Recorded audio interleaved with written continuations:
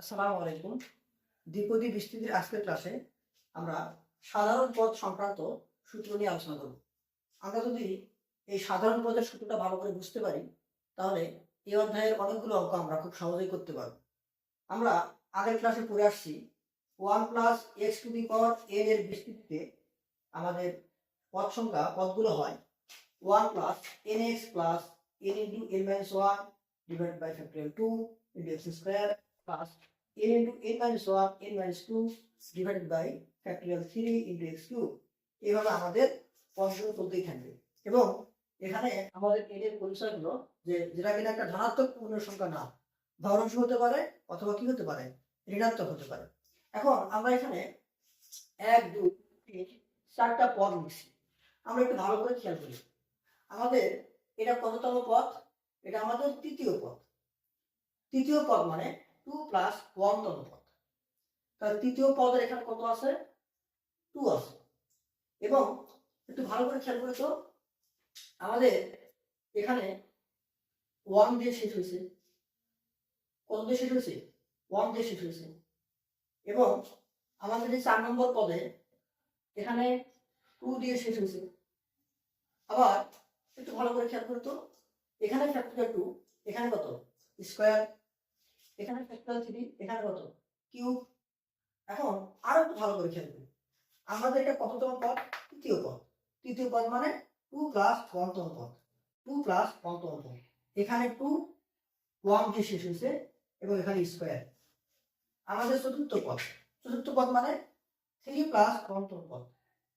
এখানে 3 শেষ হয়েছে 2 দিয়ে এবং এখানে রয়েছে কিউব। আমরা কিন্তু একটা মিল খুঁজে পাইছি, তাই না? একটা মিল খুঁজে পাইছি। এখন এই যে 2 প্লাস 1 এবং 3 প্লাস 1, এখানে আমরা বলতে পারবো r প্লাস 1। এখানে r এর মান কত? 2। এখানে r এর মান কত? 3। যদি r এর মান যদি এখানে 2 হয়, একটু ভালো করে খেয়াল করি, r এর মান 2, এখানে কিন্তু ওই r এর মান ফ্যাক্টরিয়াল 2 বা ফ্যাক্টরিয়াল r, এবং r এর মান যত, এখানে কিন্তু তার থেকে এক কম, মানে শেষ হয়েছে কত দিয়ে? r থেকে এক কম দিয়ে। এবং x এর মাথার উপরে r এর মান যত, x এর মাথার উপরে কিন্তু তত। আমরা একটু ভালো করে দেখব, এখানে আর এর মান কত? 3। আর এর মান 3 বলে এখানে শেষ হয়েছে 2 দিয়ে, এক কম। এবং এখানে দেখো ফ্যাক্টরিয়াল 3 বা ফ্যাক্টরিয়াল r, আবার দেখো x এর মাথার উপরে কিন্তু ওই r।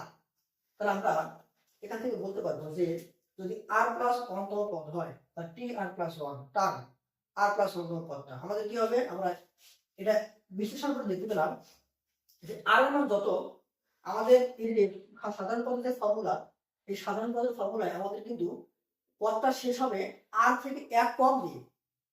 r থেকে এক কম দিয়ে শেষ হবে, n মাইনাস r থেকে এক কম।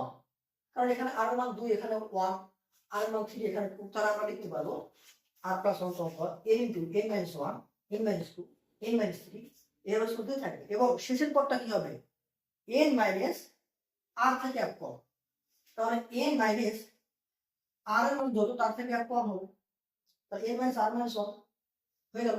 এবং আমাদের প্রত্যেকটা পদের সঙ্গে যে x আছে, এই x এর ঘাতটা কি হবে? x এর ঘাত হবে r এর মান। তাহলে আমরা বলতে পারবো x two the power r।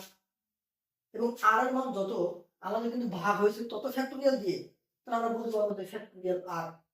তাহলে আমরা এখান থেকে বুঝতে পারলাম যে আমাদের এই দ্বিপদী বিস্তৃতির যদি এর মানটা ঋণাত্মক বা ভগ্নাংশ হয়, সেক্ষেত্রে আমাদের সাধারণ পদ হবে tr plus 1 n into n minus 1 n minus 2 dot dot n minus শেষের পদটা হবে r থেকে এক কম, এবং r এর মান যত x two the power r তত হবে, এবং নিচে ওই ফ্যাক্টরিয়াল r দিয়ে ভাগ হবে।